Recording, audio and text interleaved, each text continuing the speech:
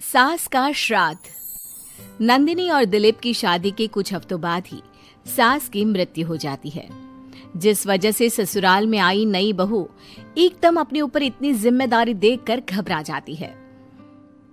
मुझे घर गृहस्थी के बारे में कुछ नहीं पता, सब कुछ कैसे संभालूंगी? मैं तो किसी रिश्तेदार को ठीक से जानती तक नहीं। अगर कहीं कोई गलती हो गई तो लोग क्या कहेंगे? नंदिनी, तुम बेमतलब इतना टेंशन ले रही हो। घर में हम दोनों के अलावा कोई है नहीं। जैसा भी काम करो कोई जज करने वाला नहीं है। रही बात रिश्तेदारों की तो उन्हें मैं संभाल लूंगा। पति का सपोर्ट देखकर नंदिनी के अंदर हिम्मत आ जाती है। अब दोनों मिलकर एक दूसरे को संभालते हुए आगे बढ़ने लगते हैं। इसी तरह 1 साल बीत जाता है और श्राद्ध के दिन शुरू होते हैं। नंदिनी के पास सास की बहन का फोन आता है। बहू, पता है ना, श्राद्ध शुरू हो गए। जी मौसी जी, मुझे पता है। तो फिर सास का पहला श्राद्ध कब करोगे? पंडित जी से बात की? कोई तैयारी की? मौसी जी, मैं कल ना पंडित जी के पास चली जाऊंगी। ठीक है, बात करके सब अच्छे से तैयारी करना। हाँ, किसी भी रीति रिवाज में कमी नहीं रहनी चाहिए। नंदिनी मौसी सास की बात पर तो हाँ बोलकर फोन काट देती है, लेकिन फिर रीति रिवाज और श्राद्ध के बारे में कुछ पता ना होने की वजह से दोबारा टेंशन में आ जाती है। शाम को दिलीप के घर वापस आते ही उस पर अपने सवालों की बारिश शुरू कर देती है। आज मौसी जी ने फोन करके मम्मी के श्राद्ध के बारे में बोला। हाँ, मुझे याद है। तुम पंडित जी से बात कराओ, बाकी फिर वैसे ही तैयारी कर लेंगे। वो तो मुझे पता है, लेकिन मौसी जी ने साथ में रीति रिवाज के बारे में भी बोला, और इस घर की किसी भी रिवाज के बारे में मुझे कुछ भी नहीं पता। देखो, इतना सोचने की जगह जैसा पंडित जी बोले वैसा कर लो, सब सही होगा। अगले दिन दिलीप के ऑफिस जाते ही नंदिनी घर के बाकी सब काम छोड़ पंडित जी के पास जाती है, जो उसे श्राद्ध करने की तारीख के साथ क्या और कैसे करना है सब कुछ अच्छे से समझा देते हैं। घर वापस आते ही नंदिनी मौसी सास को फोन करती है। मौसी जी, 2 दिन बाद मम्मी का श्राद्ध रखा है। ठीक है, आ जाऊंगी। और पहला श्राद्ध है, इसलिए पूरे परिवार को बता देना। सब साथ में पूजा करेंगे तो दीदी को अच्छा लगेगा। मौसी के कहे मुताबिक नंदिनी सबको इन्फॉर्म कर पूजा की तैयारियों में लग जाती है। 2 दिन बाद पूरा परिवार उनके घर इकट्ठा होता है और देखते ही देखते सबके बीच गृह युद्ध शुरू हो जाता है, जिससे नंदिनी और दिलीप की परेशानी कम होने की जगह बढ़ जाती है। तुमने तो बोला था कि परिवार इकट्ठा होगा, सबके साथ काम कैसे निपट जाएगा पता भी नहीं चलेगा। यहाँ तो मुझे ऐसा कुछ होता नहीं दिख रहा। हाँ, क्योंकि हमें ज्यादा कुछ पता नहीं और परिवार तो यहाँ आ चुका है, इसलिए जो भी है अब इनके वापस जाने तक तो हमें सहना ही पड़ेगा। रही बात काम की तो मैं हूं ना। तुम ना बस परिवार संभाल लो, काम मैं देख लेती हूँ। दिलीप परिवार वालों की गुत्थम गुत्थी और मामला संभालते हुए सबको शांत करता है, जिसके बाद सब पूजा करने बैठते हैं। बोलो भला, श्राद्ध वाले दिन इंसान की पसंद का खाना बनता है और भाभी को खीर जान से ज्यादा पसंद थी, पर बहू तुमने तो वो बनाई ही नहीं।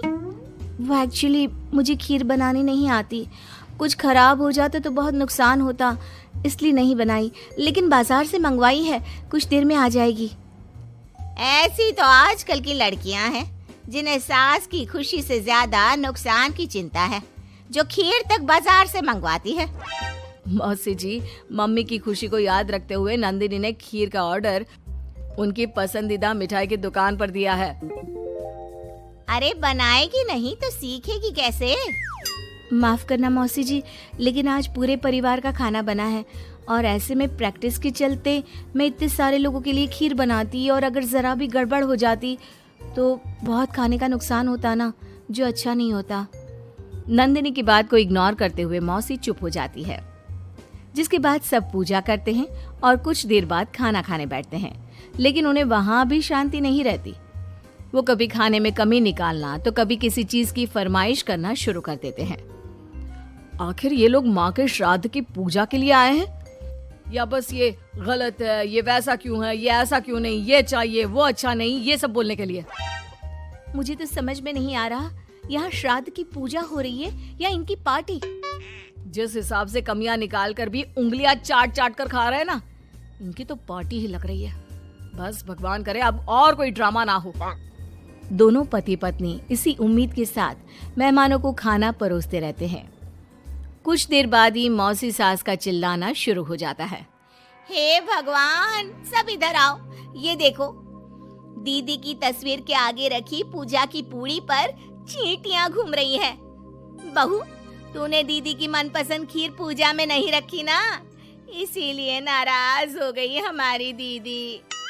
मौसी, आप सबके मन में इस तरह के अंधविश्वास मत भरो। अरे उन्होंने कुछ गलत नहीं बोला। पहले तेरी पत्नी ने घर आते ही हमारी भाभी को ऊपर पहुंचा दिया और अब उनकी आत्मा को भी शांति से नहीं रहने दे रही। इसी के साथ एक एक कर घर में सब अपनी राय देने लगते हैं, जो कुछ ही देर में एक बड़े मुद्दे का रूप ले लेता है, जिसमें सबकी बात और इल्जाम घूम फिर कर नंदिनी या दिलीप पर ही आते हैं। बस करो, आखिर आप लोग हमसे चाहते क्या हो? खुद तो एक दिन भी लड़ाई किए या किसी पर इल्जाम लगाए बिना रह नहीं सकते, तो फिर किस हक से दूसरों को बुरा बोल रहे हो?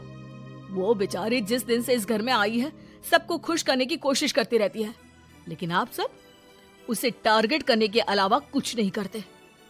मौसी जी, आप इतने विश्वास के साथ कैसे कह सकती हैं कि मम्मी नंदिनी से ही गुस्सा है, क्योंकि अभी आप लोगों की हरकतें भी कोई प्यार करने के लायक नहीं है। दिलीप को पहली बार इतने गुस्से में और चिल्लाते देख मौसी के साथ पूरा परिवार चुप हो जाता है।